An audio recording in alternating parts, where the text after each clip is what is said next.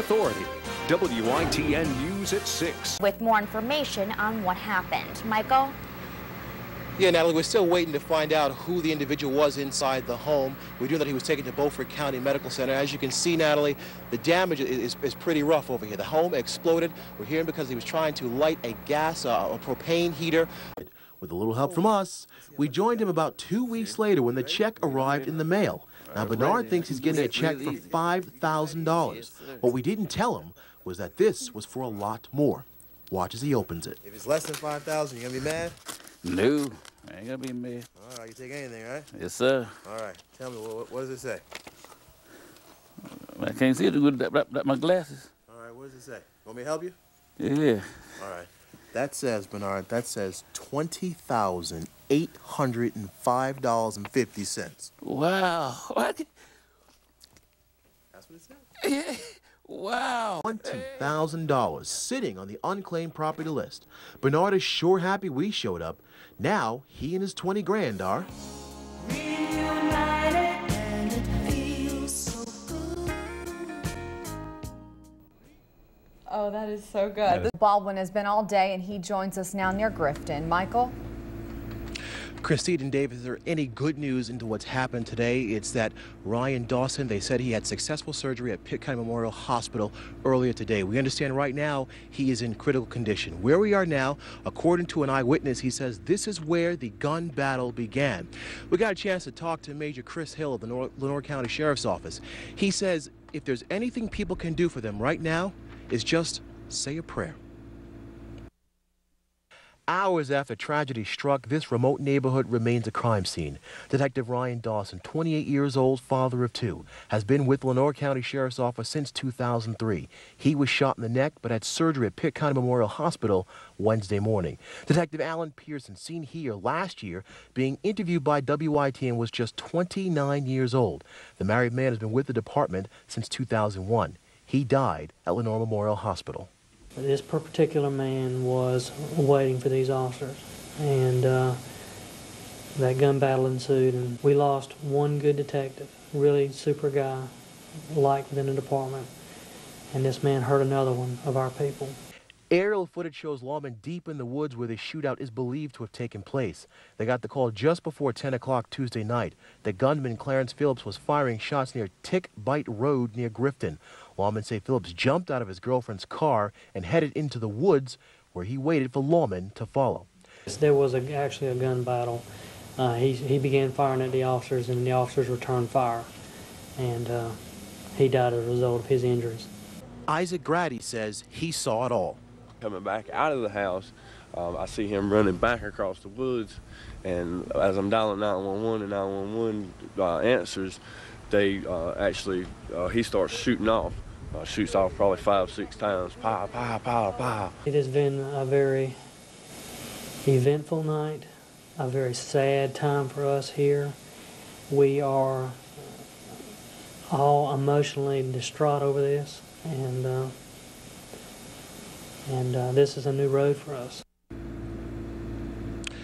Right now, Ryan Dawson, as we said, is in critical condition over at Pitt County Memorial Hospital. We will have all the latest details coming up on WITN News at 11 and WITN.com. For now, we're live in Lenore County. I'm Michael Baldwin, WITN News. All right, thanks, Michael. We'll tell you where and the damage.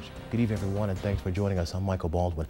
We'll have coverage of the storm that knocked out power for many residents in Eastern Carolina. But first, a day of remembrance. Hundreds came out to say goodbye to a fellow lawman and brother. Deputy Alan Pearson was shot and killed Tuesday in Lenore County. Today was a day to remember the man and for others in law enforcement to reflect on what's happened over the last week. John Pack with Beaufort County Emergency Management tells WITN the National Weather Service has confirmed a F0 tornado did hit Beaufort County this morning, but did not touch down.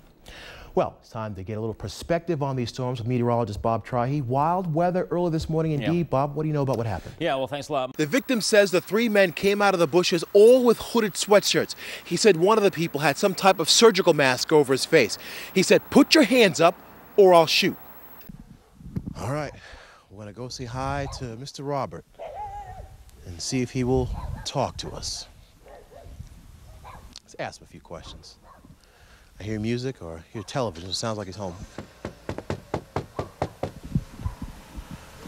Hello, Robert. This is Michael Baldwin at WITN. This is next, but first, today's Carolina Pick 3 and Cash 5 live lottery drawing. You might not get Oprah money, but at least you can buy her a cup of coffee. Here you go. To give you an idea of just how far 400 feet is, we're going to go from the house the sex offender used to live at right over here to Shevins Park. I'm standing right at the edge of Shevins Park. This is a place, a popular place, where many kids and their families come to play. All right, Christine, you're getting one last look at the house here. Again, Mr. Murray is in fair condition over at the hospital. We also do want to note that his dog, Toby, which apparently was under the debris here for about 90 minutes, is going to be just fine. We're live in Washington. I'm Michael Baldwin, WITN News. Baldwin spent the day in Bertie County and joins us now with more. Michael?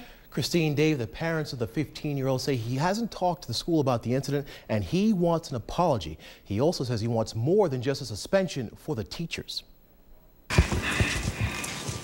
This is 15-year-old Jerry Spivey Jr. alongside his father. Thursday afternoon, Jerry got into a fight with another student over an iPod. He says after the fight, he was told to get off the bus. I said, I hope nobody don't kidnap. Jerry says he was dumped by this Shell gas station, left out near Highway 17 next to the ABC liquor store several miles away from the school. He says he was there for an hour, left to fend for himself until a teacher picked him up. I was scared because I didn't know how I would get home. 3 teachers were called to the superintendent's office and were suspended without pay Friday morning. The superintendent says there's no excuse for throwing the young child off the bus. You know, when parents send their kids to school, they expect for us to stand in the stead of being a parent, and they need to expect, you know, 100% custody control, that we take care of their kids when they come to school. We didn't do that in this incident. I just couldn't believe it, because I couldn't just believe a school would just leave somebody else's child out on the street like that. Jerry Sr. says he wants answers. He says he also wants to know, since 2 kids got into a fight on the bus, why was his kid singled out? They did not take the other kid off the bus. I'm wondering why they just took my child off the bus. Mr. Spivey says he feels his son's rights have been violated and he's considering legal action against the school. He says his son has been suspended from the Bertie Middle School for 3 days. He says the other child involved in the fight was suspended for 5 days. Dave, Christine? You know, we all like to jump around sometimes, but imagine doing it for 24 hours straight. That's what the young ladies of Delta Zeta are doing in Greenville right now, all for a good cause. These young ladies of Delta Zeta like to jump and jump and jump. And apparently they don't stop. We get tired, but Delta Zeta doesn't rest. These women are not only jumping, they're doing flips in order to raise money for one of their favorite charities. They are participating in the 8th annual Jump-a-thon, and the event lasts all day, literally. It's for Gallaudet University. It's our national philanthropy. It's a university for the hearing and speech impaired. So we jump on a trampoline for 24 hours to raise money for them, and all the proceeds go to them. So many of the girls of DZ hit the streets hoping to raise awareness and raise some cash. But you have to wonder, jumping for 24 hours has to get tiring.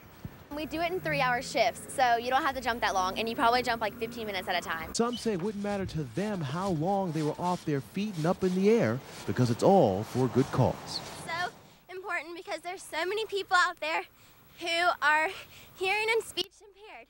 So we like to raise money for them and their education at Gallaudet University.